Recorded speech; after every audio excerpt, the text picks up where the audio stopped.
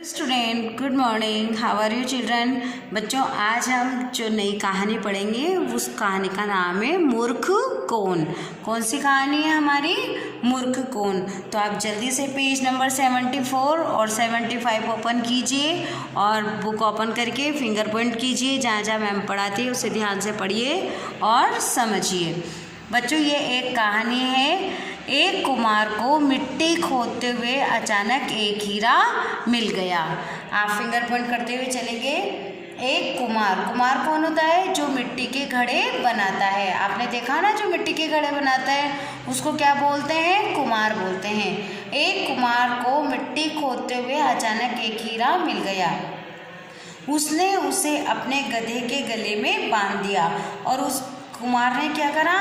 उसके गले में जो हीरा था उस गधे के गले में बांध दिया। एक दिन एक बनिए की नज़र गधे के गले में बंधे उस हीरे पर पड़ी। तो फिर एक दिन क्या हुआ?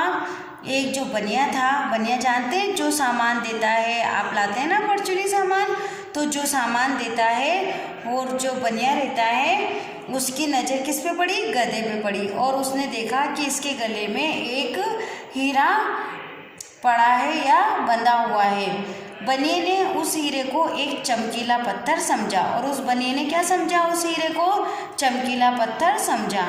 उसने कुम्हार से उसका मूल्य पूछा। और उसने क्या कहा? कुम्हार से उसका मूल्य पूछा कि ये कितने का है। उसने कुम्हार ने उसका मूल्य पूछा तो उसने कहा, कुम्हार ने 1.25 किलो गुड़। और क्या बताया उसने? उसका मूल्य 1.25 किलो गुड़। बनिए ने गुड़ देकर वह हीरा खरीद लिया। और बनिए ने क्या करा? 1.25 किलो गुड़ देकर उस गधे के गले से हीरा निकाल लिया और कुम्हार से हीरा खरीद लिया। क्योंकि बनिया उसे चमकीला पत्थर मात्र समझ रहा था। बनिया क्या समझ रहा था? उसे चमकीला पत्थर समझ रहा था। अतः उसने उसे अपनी तराजू की शोभा बढ़ाने के लिए उसकी डंडी में बांध दिया। अब उस बनिए ने क्या करा? जो तराजू रहते हैं ना, उसमें जो उसकी डंडी रहती है उसमें चमकीला पत्थर समझकर और उसको उसमें बांध दिया। अब एक दिन एक जोरी की नज़र बनिए के उस तराजू पर पड़ी। अब क्या हुआ? जो तराजू में उसने हीरा बांध रखा था उस एक जोरी की नज़र क्या पड़ी? उस तराजू पर पड़ी। उसने बनिए से डंडी में बंधे हीरे की कीमत पूछी। और उसने फिर जोहरी था, जोहरी जानते हैं बच्चों कौन होता है? जो सोने चांदी हीरे मोती का काम करता है उसे क्या कहते हैं? जोहरी कहते हैं। उसने बनिए से पूछा कि इस जो हीरे की कीमत बताओ। तो बनिए ने कहा 5 रुपये। क्या बताया उसने? 5 रुपये। जोहरी कंजूस व लालची था। हीरे का मूल्य केवल 5 रुपये सुनकर समझ गया कि यह बनिया इस कीमती हीरे की एक साधारण कीमत लगा रहा है या एक साधारण पत्थर समझ रहा है। जोहरी ने जैसे ही 5 रुपये सुने तो वह समझ गया था कि जो ये बनिया है इस हीरे की कीमत नहीं जानता कि ये कितना महंगा है और इसको एक साधारण और चमकीला पत्थर समझ रहा है। लालची होने के कारण भाव ताव करने लगा। पर फिर भी जोहरी क्या था? लालची तो था ही सही, इसलिए उसका भी वो भाव ताव करने लगा। 5 नहीं 4 रुपये ले लो। और फिर उसने 5 रुपये की जगह क्या करा? 4 रुपये लिए। बन्ने ने मना कर दिया क्योंकि उसने 4 रुपये का 1.25 किलो गुड़ देकर उसे खरीदा था। और बन्ने ने क्या करा? मना कर दिया क्योंकि 4 रुपये का तो उसने क्या था? गुड़ ही दिया था उसको। जोहरी ने भी सोचा इतनी जल्दी भी क्या है, कल आकर फिर कहूँगा, यदि नहीं मानेगा तो 5 रुपये देकर खरीद लूँगा। फिर उसने जोहरी ने सोचा कि कोई बात नहीं, अगर ये नहीं, आज तो 4 रुपये कहता हूँ, अगर नहीं मानेगा तो क्या करूँगा? इसको कल 5 रुपये आकर दे दूँगा और खरीद लूँगा। संयोग से 2 घंटे बाद दूसरा जोहरी कुछ ज़रूरी सामान खरीदने उसी बनिए की दुकान पर आया। और थोड़ी देर बाद क्या हुआ? संयोग यानी इत्तेफाक से उसी दुकान पर एक और जोहरी यानी कि दूसरा जोहरी जो सोने चांदी का काम करता है वो भी उसी दुकान पर आकर सामान खरीदने आया। किसके पास? बनिए के पास। तराजू में बंधे हीरे को देखकर वह चौंक गया। अब जो तराजू में जो हीरा बंधा हुआ था बनिए की दुकान पे, उसको देखकर वह क्या हो गया? एकदम से चौंक गया। उसने सामान खरीदने की बजाय उस चमकीले पत्थर का दाम पूछ लिया। और उसने सामान खरीदने की जगह क्या करा, उस चमकीले पत्थर का दाम पूछा। बनिए के मुंह से 5 रुपये सुनते ही वह झट से जेब से 5 रुपये का नोट निकालकर उसे थमा दिया और हीरा लेकर खुशी खुशी चल दिया। और जैसे ही उसने 5 रुपये उसकी कीमत सुनी तो उसने क्या करा, फट से उसको एक 5 का नोट निकाला और जो उसको बनिए को देते हुए और हीरा लेकर खुशी खुशी चल पड़ा। दूसरे दिन पहले वाला जोरी बनिए के पास आया। बनिए को 5 रुपये थमाते हुए बोला, लाओ भाई वह पत्थर। बनिया बोला, वह तो कल ही एक दूसरा आदमी 5 रुपये में ले गया। ये सुनकर जोरी ठगा सा महसूस करने लगा। और दूसरे दिन क्या हुआ, वही जोरी वापस आया।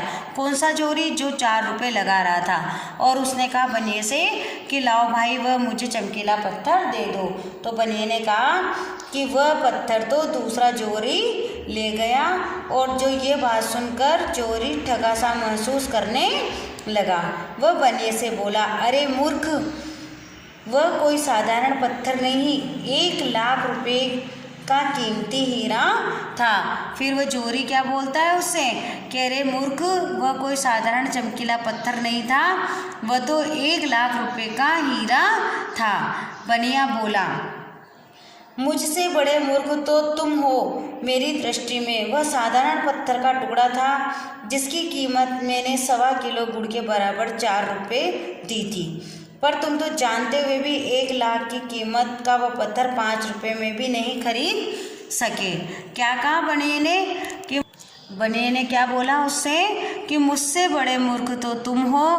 मेरी दृष्टि में वह साधारण पत्थर का टुकड़ा था जिसकी कीमत मैंने 1.25 किलो गुड़ के बराबर 4 रुपये दी थी। पर तुम तो जानते हुए भी 1 लाख की कीमत का वह पत्थर 5 रुपये में भी नहीं खरीद सके। बेशक जोरी की नज़र में बनिया अज्ञानी हो, पर उसने बहुत पते की बात कही थी। वो जो बनिया था वह चाहे अज्ञान हो, जिसको ज्ञान नहीं हो कि हीरा है कि चमकीला पत्थर है, पर फिर भी उसने जो बात कही वह बहुत पते की कही। बहुत पते यानी काम की बात कही। यह कहानी हम पर भी चरितार्थ होती है बच्चों। ये कहानी जो है वह हम पर भी चरितार्थ होती है। हमें भगवान ने हीरे जैसे अमूल्य जीवन दिया है। और भगवान ने क्या दिया है, हमें अमूल्य जीवन दिया है, पर हम उसका सही मूल्य न समझकर उसे गंवा रहे हैं। और जो भगवान ने हमें जीवन दिया है, इस जीवन को हम अमूल्य न समझकर यूं ही गंवा रहे हैं। और एक एक दिन करके हमारा ये जीवन यूं ही निकल रहा है। तो हमें मूर्ख नहीं बनना चाहिए और हमें जो ये जीवन है उसका सदुपयोग करना चाहिए। अब इस जीवन का कैसे सदुपयोग करें या कैसे करें, हमें निर्धनों की मदद करनी चाहिए, हमें सत्कर्म करने चाहिए, हमें भगवान पर आस्था रखनी चाहिए, विश्वास रखना चाहिए, किसी को बुरा नहीं करना चाहिए, किसी का बुरा नहीं करना चाहिए। जो हमारे जीवन में सबसे अच्छा हो, जो हमें अच्छा लगे वही करें, पर वो करें जिससे दूसरों का भला हो।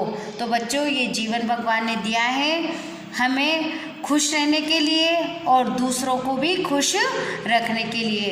तो आप कभी भी अपने जीवन में ऐसा काम मत करना कि अपने द्वारा किसी और का बुरा हो या किसी को दुख पहुँचे।